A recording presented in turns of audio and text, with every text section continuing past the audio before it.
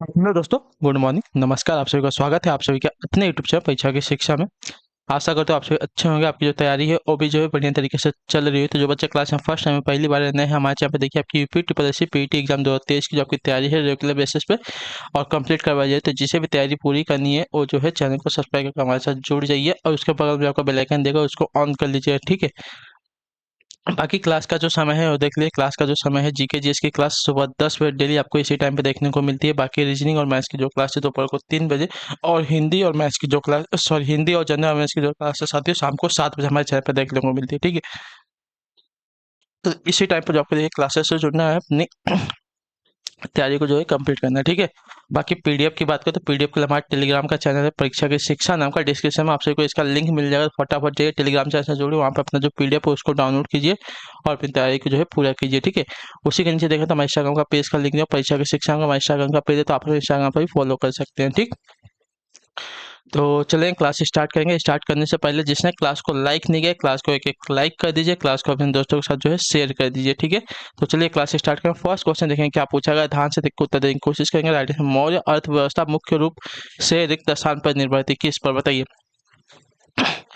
मौर्य अर्थव्यवस्था मुख्य रूप से किस पर निर्भर थी। कृषि अर्थव्यवस्था पर, व्यापार आधारित अर्थव्यवस्था पर, उद्योग आधारित अर्थव्यवस्था पर, युद्ध आधारित अर्थव्यवस्था पर। तो इसका राइट आंसर हो साथियों कृषि अर्थव्यवस्था पर, जो आपका ए वाला ऑप्शन दिया गया है सही उत्तर हो जाएगा, ठीक है। क्लियर साथियों। मौर्यकालीन अर्थव्यवस्था राज्य की अर्थव्यवस्था कृषि, पशुपालन और वाणिज्य व्यापार पर आधारित थी, याद रखिएगा, ठीक है। क्लियर है सभी को। अगले क्वेश्चन बढ़ेंगे आपका, दूसरे पर उत्तर दीजिएगा, राइट आंसर क्या हो जाएगा।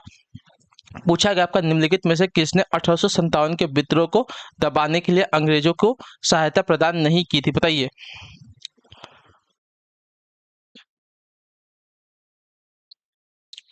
निम्नलिखित में से किसने जो है 1857 के विद्रोह को दबाने के लिए अंग्रेजों को सहायता प्रदान नहीं की थी साथियों, इसका सही उत्तर क्या हो जाएगा। तो राइट आंसर हो जाएगा आपकी अवध की बेगम हजरत महल ने, जो आपका दिया गया यहाँ पे बी वाला ऑप्शन आपका राइट है, ठीक है। बंगाल विभाजन की घोषणा 19 जुलाई, सॉरी, बंगाल विभाजन तो आपका अगला क्वेश्चन है। 1857 के विद्रोह में जो है अवध की बेगम हजरत महल ने भाग नहीं लिया था, याद रखिए, ठीक है। अगले क्वेश्चन बढ़ेंगे, ध्यान से देखें, तीसरे पर उत्तर देंगे। ब्रिटिश भारत सरकार ने बंगाल के विभाजन को लागू करने के निर्णय की घोषणा कब की थी, बताइए। ब्रिटिश भारत सरकार ने बंगाल के विभाजन को लागू करने का जो निर्णय की घोषणा है साथियों कब की थी, इसका सही उत्तर क्या हो जाएगा। तो इसका राइट आंसर हो जाएगा 19 जुलाई 1905 को, जो आपका दिया गया बी वाला विकल्प आपका सही उत्तर हो जाएगा, ठीक है। क्लियर सभी को। बंगाल विभाजन की जो घोषणा है 19 जुलाई 1905 को भारत के तत्कालीन वायसराय कर्जन के द्वारा की गई थी, ठीक है। क्लियर है सभी को। और यह विभाजन जो है 16 अक्टूबर 1905 से प्रभावी हुआ था, याद रखिएगा। इतिहास में इस घटना को जो है बंग भंग नाम से जो है जाना जाता है, ठीक। इस विभाजन का लगातार विरोध हुआ, अंततः 1911 में विभाजन रद्द करने की घोषणा की गई थी, ठीक है। इस विभाजन को करने का उद्देश्य बंगाल की हिंदू मुस्लिम एकता को जो है समाप्त करना था, ठीक है। क्लियर है। अगले क्वेश्चन बढ़ेंगे आपका चौथे में, ध्यान से देखिएगा, उत्तर देने की कोशिश कीजिएगा। क्या पूछा गया साथियों, आपका सारनाथ वह पवित्र स्थान है जहां भगवान बुद्ध ने अपना पहला उपदेश दिया था, वह निम्नलिखित किस शहर के बहुत नजदीक स्थित है, बताइए। सारनाथ वह पवित्र स्थान है जहां भगवान बुद्ध ने अपना पहला उपदेश दिया था, वह निम्नलिखित में से किस शहर के बहुत नजदीक स्थित है। मथुरा, अयोध्या, झांसी, वाराणसी। तो आपका राइट आंसर हो जाएगा वाराणसी। वाराणसी के पास आपका जो है सारनाथ स्थित है, जो आपका दिया गया यहाँ पे डी वाला विकल्प आपका यहाँ पे सही उत्तर हो जाएगा, ठीक है। और जो उन्होंने अपना पहला उपदेश दिया था उसको क्या कहा जाता है, तो उसको देखिए धर्म चक्र प्रवर्तन कहा जाता है, याद रखिएगा, ठीक है। क्लियर सभी को। अगले क्वेश्चन बढ़ेंगे आपका, ध्यान से देखिएगा, पांचवा क्या पूछा गया क्वेश्चन, उत्तर देने की कोशिश कीजिएगा साथियों, इसका सही उत्तर क्या हो, ठीक है। वह कौन से कवि और संत है जिन्होंने रामायण का एक दूसरा संस्करण रामचरितमानस लिखा था। मैंने आपको एक कल ही क्वेश्चन करवाया था, तो इसका सही उत्तर क्या हो जाएगा, ध्यान से सुन के बताइए। वह कौन से कवि और संत है जिन्होंने रामायण का दूसरा संस्करण रामचरितमानस लिखा था साथियों। पांचवे पर सही उत्तर क्या होगा, तो आपका राइट आंसर हो जाएगा तुलसीदास ने, गोस्वामी तुलसीदास ने जो है रामायण का दूसरा संस्करण रामचरितमानस लिखा है, याद रखिए, ठीक है। तो जो आपका डी वाला ऑप्शन देगा आपका यहाँ पे राइट आंसर, ठीक है सभी को। इसको देखिए रामचरितमानस को तुलसी रामायण या तो तुलसीकृत रामायण भी कहा जाता है, ठीक। अगले क्वेश्चन बढ़ेंगे आपका छठा नंबर है, ध्यान से देखिएगा, उत्तर देने की कोशिश कीजिएगा। राइट आंसर भारतीय राष्ट्रीय आंदोलन के पहले या प्रारंभिक चरण को रिक्त स्थान चरण भी कहा जाता है। बताइए कौन सा चरण? भारतीय राष्ट्रीय आंदोलन के पहले या प्रारंभिक चरण को रिक्त स्थान चरण भी कहा जाता है। मतलब जो 1885 से 1905 में हुआ था उसको कौन सा चरण कहा जाता है साथियों? इसका राइट आंसर क्या होता है आपका? उदारवादी। ठीक है, जो आपका सी वाला विकल्प दिया गया है सही उत्तर हो जाएगा। क्लियर है सभी को?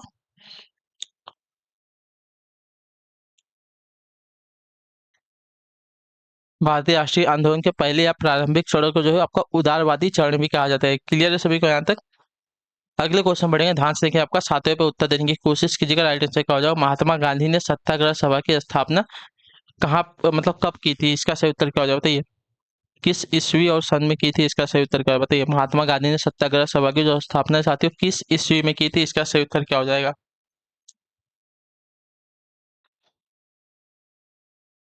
तो आपका राइट आंसर हो जाएगा साथियों फरवरी 1919 में, जो आपका दिया गया सी वाला विकल्प आपका सही उत्तर। ठीक है, महात्मा गांधी ने सत्याग्रह सभा की जो स्थापना है फरवरी 1919 में की थी। क्लियर है सभी को यहाँ तक? ठीक है, नेक्स्ट क्वेश्चन देखें। आपका 8वां नंबर है, उत्तर देने की कोशिश का 1917 का रिक्त स्थान जो है सत्याग्रह महात्मा गांधी का पहला सत्याग्रह था और भारतीय स्वतंत्रता आंदोलन का एक बड़ा विद्रोह था साथियों। इसका सही उत्तर क्या हो जाएगा? बताइए 1917 का कौन सा सत्याग्रह जो है महात्मा गांधी का पहला सत्याग्रह था। ठीक है, और भारतीय स्वतंत्रता आंदोलन में एक बड़ा विद्रोह था साथियों। खेड़ा का भारत छोड़ो, नागरिक अवज्ञा का, चंपारण का। इसका राइट आंसर क्या है साथियों? मैंने आपको बहुत बार बताया वाला क्वेश्चन। तो देखिए महात्मा गांधी का पहला सत्याग्रह जो आपका था चंपारण सत्याग्रह था, जो कि आपका 1917 में हुआ था, जो आपका दिया गया डी वाला विकल्प आपका यहाँ पे राइट आंसर। ठीक है, क्लियर सभी को? अगले क्वेश्चन बढ़ेंगे। आपका 9 नंबर है, ध्यान से देखिएगा, उत्तर देने की कोशिश कीजिएगा। राइट आंसर 1866 में भारत के संदर्भ में चर्चा करने और भारतीय कल्याण को बढ़ावा देने के लिए ब्रिटिश सार्वजनिक अधिकारियों को प्रभावित करने के लिए लंदन में ईस्ट इंडिया एसोसिएशन का आयोजन किसने किया था? बताइए 1866 में भारत के संदर्भ में चर्चा करने और भारतीय कल्याण को बढ़ावा देने के लिए ब्रिटिश सार्वजनिक अधिकारियों को प्रभावित करने के लिए लंदन में ईस्ट इंडिया एसोसिएशन का आयोजन किसने किया था?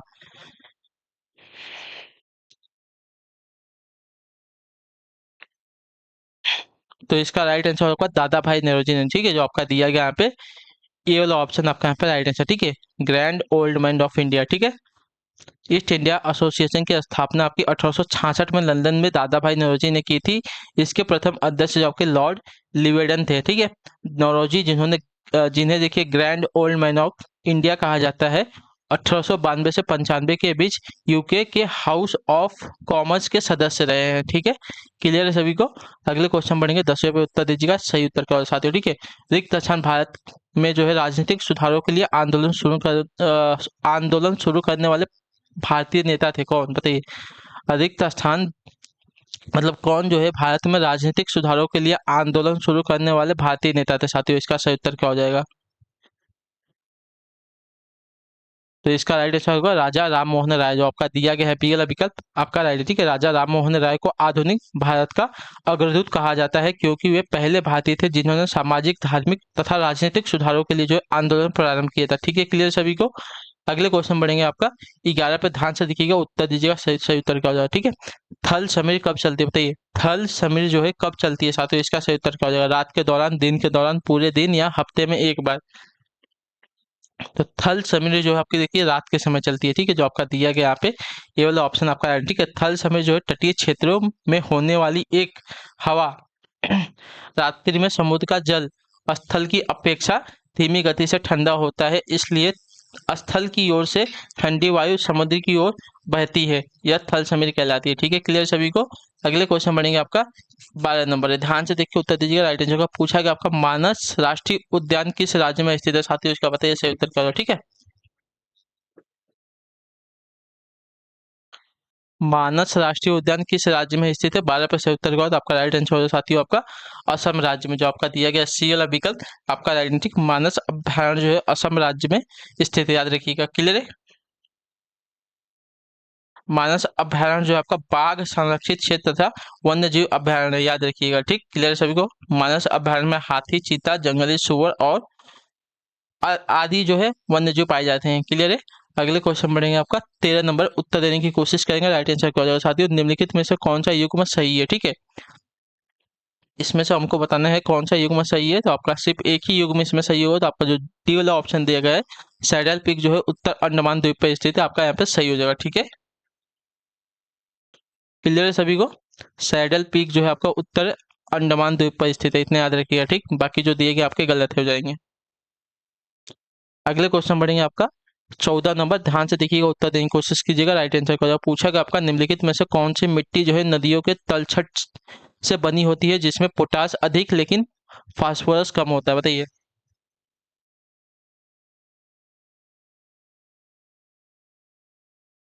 सही।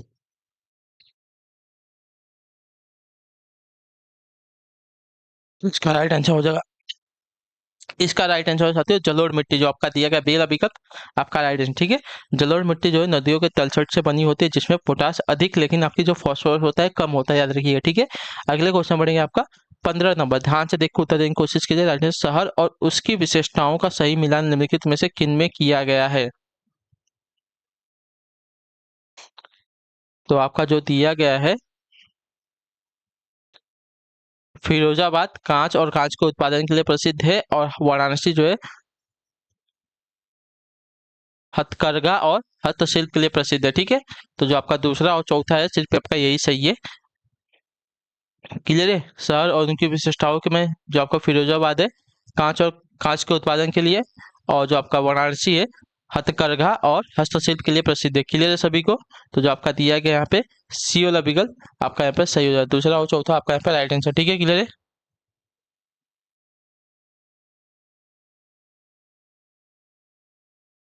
अगले क्वेश्चन जब बढ़ा जाएगा आपका, देखा जाएगा क्या पूछा गया है साथियों। नेक्स्ट क्वेश्चन है आपका 16 नंबर, ध्यान से देख के उत्तर देने की कोशिश किया। भारतीय अर्थव्यवस्था का मेरुदंड कौन सा क्षेत्र है, सेवा क्षेत्र है, वित्तीय क्षेत्र है, पर्यटन क्षेत्र है, या कृषि क्षेत्र है।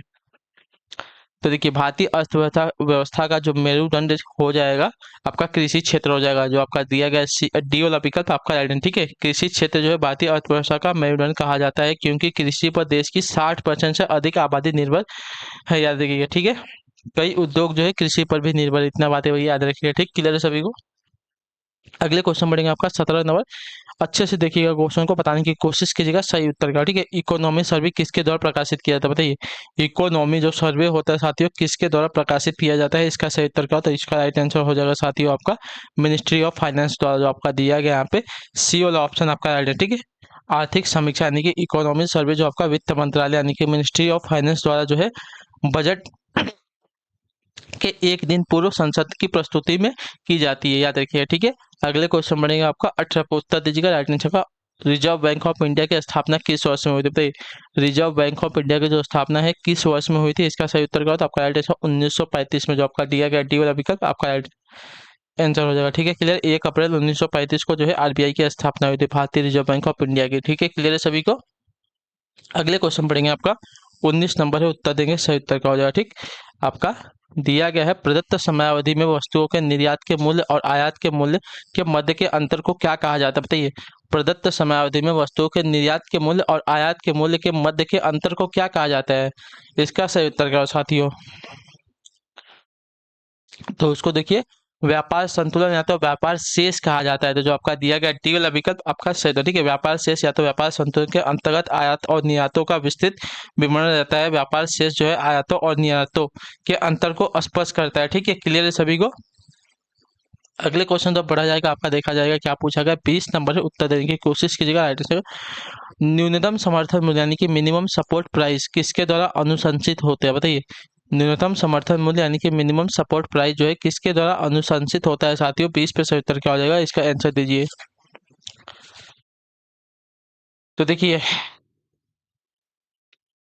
कृषि लागत और मूल्य आयोग के द्वारा, जो आपका दिया गया सी वाला विकल्प आपका सही था। ठीक है, कृषि लागत और मूल्य आयोग भारत सरकार के कृषि और किसान कल्याण मंत्रालय का एक संलग्न कार्यालय है।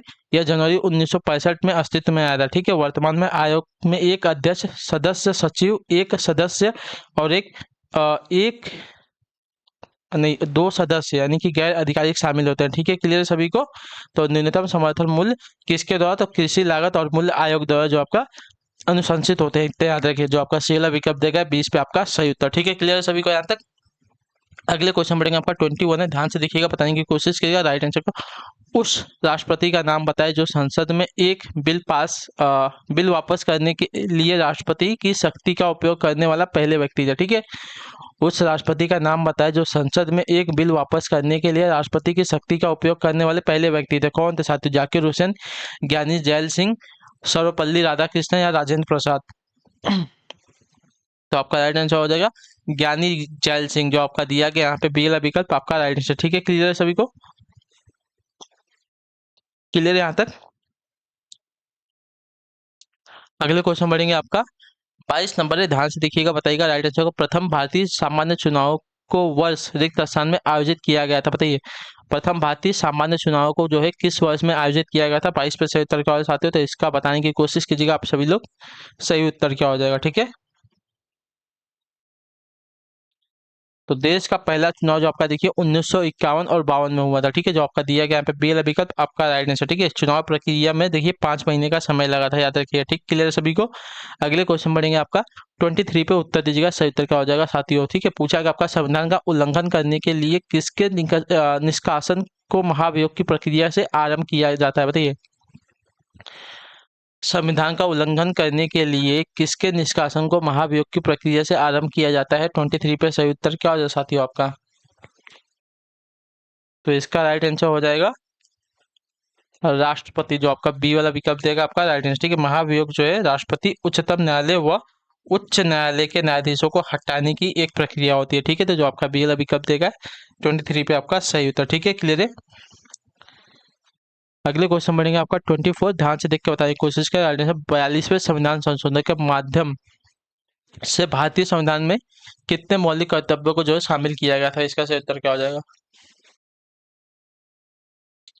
42वें संविधान संशोधन के माध्यम से भारतीय संविधान में कितने मौलिक कर्तव्यों को शामिल किया गया था? इसका सही उत्तर क्या हो जाएगा?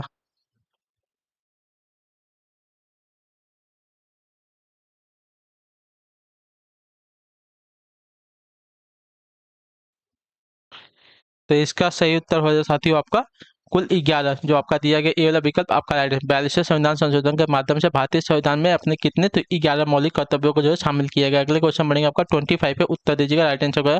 किस याचिका के अंतर्गत न्यायालय अवर न्यायालय या किसी अन्य प्राधिकारी के समक्ष लंबित किसी मामले को उच्चतर प्राधिकारी या न्यायालय में स्थानांतरित करने का आदेश देता है? इसका सही उत्तर का। ठीक है, किस याचिका के अंतर्गत जो न्यायालय है अवर न्यायालय या किसी अन्य प्राधिकारी के समक्ष लंबित किसी मामले को उच्चतर प्राधिकारी या न्यायालय में स्थानांतरित करने का आदेश देता है साथियों? 25 पे सही उत्तर, बहुत ही इंपॉर्टेंट क्वेश्चन ये वाला है। ठीक है,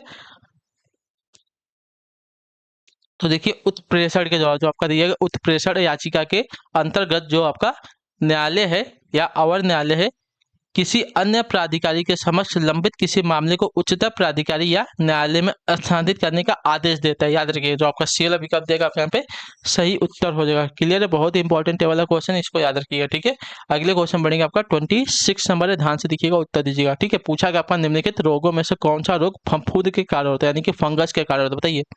निम्नलिखित में से कौन सा जो रोग है साथियों फफूंद के कारण होता है? इसका सही उत्तर क्या होता है? इसका राइट आंसर हो जाएगा साथियों दाद, जो आपका दिया गया डी वाला विकल्प आपका राइट आंसर। ठीक है सभी को। अगले क्वेश्चन बढ़ेंगे आपका 27 में, विटामिन B7 का रासायनिक नाम क्या, बताइए। विटामिन B7 का रासायनिक नाम क्या होता है? तो देखिए विटामिन B7 का रासायनिक नाम आपका होता है साथियों बायोटिन, जो आपका दिया गया बी वाला विकल्प आपका राइट आंसर। ठीक है, क्लियर साथियों? इसे विटामिन H भी कहते हैं, इतना याद रखिए। ठीक है, इसकी कमी से जो है बाल गिरने लगते हैं तथा चर्म रोग हो जाता है। ठीक है, अगले क्वेश्चन बढ़ेंगे आपका 28 नंबर उत्तर देंगे सही उत्तर का। मानव शरीर का कौन सा भाग जो है ऑस्टियोपोरोसिस से प्रभावित होता है?